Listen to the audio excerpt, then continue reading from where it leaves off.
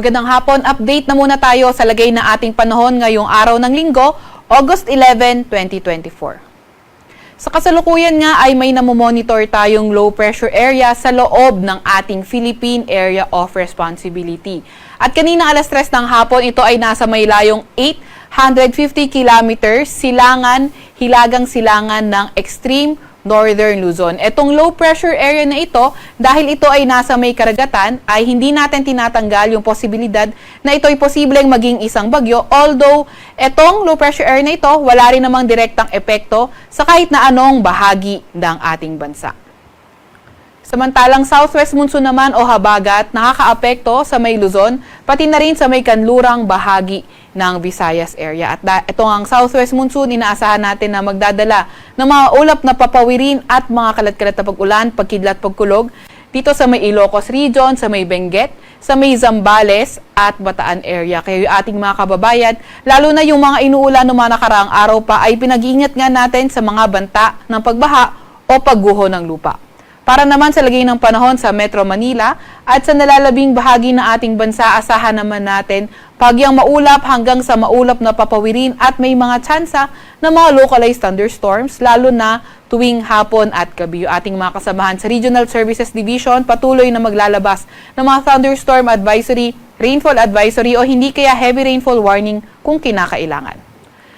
Para naman sa lagay ng ating panahon bukas, inaasahan natin mostly western sections pa rin ng Northern Luzon, particularly Ilocos region, posible nga rin sa may Benguet area, pati na rin sa may kanlurang bahagi ng Central Luzon, Zambales, Bataan area, posible for tomorrow, makaranas pa nga rin ng mga kalat-kalat na pag-ulan, pagkidlat, pagkulog, dulot nga ng southwest monsoon o habagat.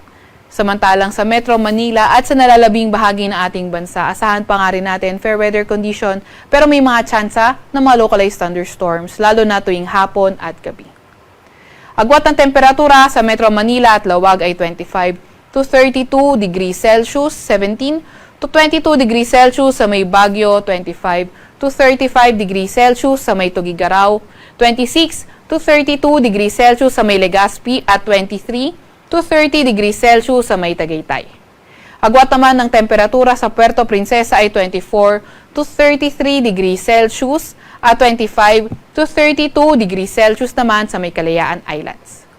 Para naman sa lagay ng panahon bukas, Visayas at Mindanao area, asahan nga rin natin patuloy pa nga rin yung bahagyang maulap hanggang sa maulap na papawirin at may mga tsansa ng mga localized thunderstorms.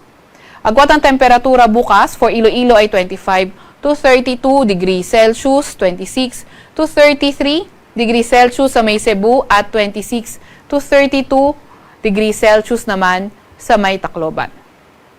Agwat ang temperatura for tomorrow, Cagayan de Oro at Davao ay 25 to 33 degrees Celsius at 24 to 34 degrees Celsius naman sa may Zamboanga area. Wala pa nga rin tayong nakataas na gale warning sa kahit na anong baybayin ng ating bansa. Para naman sa 3-day weather outlook ng mga pangunahing syudad natin, inaasahan natin Metro Manila, Baguio City at Legazpi City, Tuesday to Thursday, patuloy pa rin yung partly cloudy to cloudy skies condition na may mga pulupulong pag-ulan, pagkidlat at pagkulog.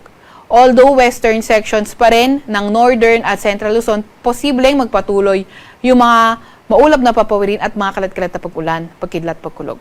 Sa Metro Manila, agwat ang temperatura ay 26 to 32 degrees Celsius. Sa may Baguio naman ay 17 to 23 degrees Celsius at 25 to 33 degrees Celsius sa may Legazpi. Para naman sa may Visayas area, wala pa nga rin tayo nakikitang weather system na posible magdala ng pangmalawakang mga pag-ulan sa areas na ito, kaya asahan natin sa Metro Cebu, Iloilo City at Tacloban patuloy yung partly cloudy to cloudy skies condition na may mga tsansa ng mga localized thunderstorms. Pinakamataas sa temperatura sa Metro Cebu, Tuesday to Thursday, 33 degrees Celsius, 24 to 33 degrees Celsius sa may Iloilo City at 25 to 32 degrees Celsius naman sa may Tacloban City. Sa Mindanao area nga din, katulad ng sa may Visayas area, wala pa rin tayo nakikitang weather system na posible magdala ng mga magdamagan o pangmalawakang pag-ulan sa areas na yan, kaya mga tsansa nga lang ng mga localized thunderstorms at fair weather condition yung ating inaasahan. Sa Metro Davao, asahan natin na posibleng umabot ng 33 degrees Celsius ang pinakamataas na temperatura, 25 to 33 degrees Celsius sa may Cagayan de Oro City at 24 to 34 degrees Celsius sa may Zamboanga City. Sa Kalakahang, Maynila, ang araw ay lulubog ng 6:21 ng gabi at sisikat bukas ng 5:42 ng umaga.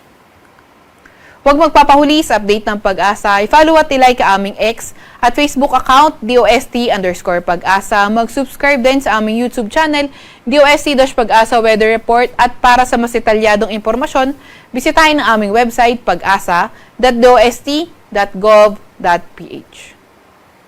At yan naman po muna ang latest mula sa Weather Forecasting Center ng Pag-asa. Veronica C. Torres, nag-ulat.